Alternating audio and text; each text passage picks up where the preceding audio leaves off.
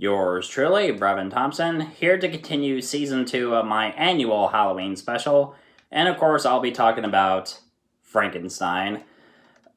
So, like I said in my review for The Wolfman, the Universal monster movies have always been super important to me. And when it comes to Frankenstein, this is definitely one of my favorites. I actually remember getting this this edition of the movie on DVD. It was like around I think I must have been. I mean, I remember getting this back when I was like 8 years old at least.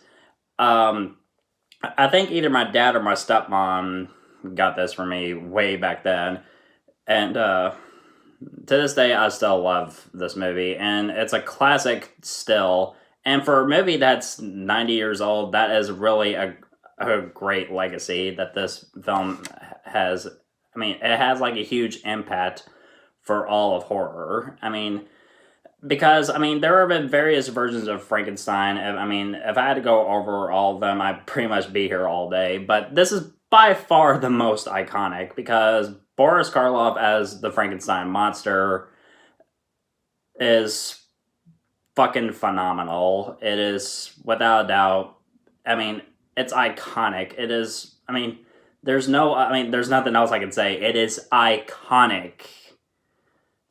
I mean, from the way that he moves, the way that he looks, the way he does this, the way he growls and everything.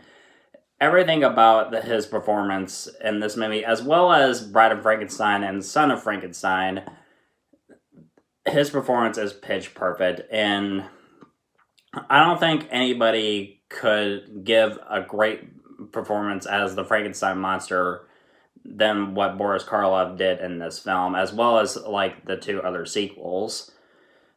So, yeah. So I'll be going over the bits of the plot as well as what I've thought about the movie. So, and just in case, spoiler alert, you've been warned. So the film starts off with Henry Frankenstein, not Victor Frankenstein like it is in the novel, and his hunchback assistant Fritz about to they're going to this graveyard to like dig up a body, and they also find another body of a man that has recently been hung. Well, now that he has all the parts that he needs, the only thing that he needs is a human brain. Well, while Fritz goes to a university to get the normal brain, he accidentally drops it, so he has to pick the abnormal brain of a dead criminal. So, while all this is going on, Henry's Frankenstein, Elizabeth, is of course worried, and because she hasn't heard from him in a while, because, I mean, he's too busy with his crazy experiments and everything. And speaking of that experiment, the way that everything works out in the one scene in the laboratory, it has a really great gothic setting. I mean, from the way that the laboratory looks, I mean, especially, I mean, the entire scene of which they bring the monster to life, it's iconic. I mean, this is definitely by far one of the most iconic horror films ever, especially for a movie that was made back in the 30s. After they do bring the monster to life, of course, Henry gives the famous line, "It's alive!" Yeah. And, oh, by the way, I hope you all really loved my skit before I did this video, so yeah. And, so anyway. So, Henry's former professor, Dr. Wildman, of course, is like worried about what this monster can be capable of since he possesses the criminal's abnormal brain. But of course, Henry isn't worried at first. So when the monster does finally show himself, and right when Henry tells him to sit down and everything, of course he understands what he's talking about and tries to show him the light, and then when he shuts the light off, it tells him to sit down again, and then, of course, Fritz scares the monster with the torch because the monster is, of course, afraid of fire. Of course, he reacts violently, and so they had to lock him up in the cellar. Fritz later gets killed, and then they had to, give him a sedative to knock him out. And then Dr. Wildman later gets killed, and it leads to probably one of the most chilling moments in the film. I mean, from my opinion, of course. I'm pretty sure a lot of people will agree with me on this, is the scene with the monster with the little girl, Maria. And, they're tossing, like, daisies in the lake, and when they run out of flowers, the monster tosses the little girl in the lake, and she drowns. That maybe goes so far as to, like, kill a little kid. I'm like, good lord.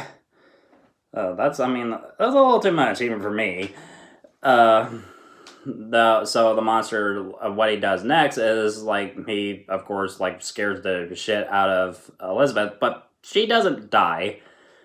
This, of course, like, once everyone in the town finds out about the dead girl, of course, the manhunt goes on, and right when Henry is about to fight the monster, he gets knocked out. Then it leads to the big finale in the windmill, where the monster tosses Henry off the windmill.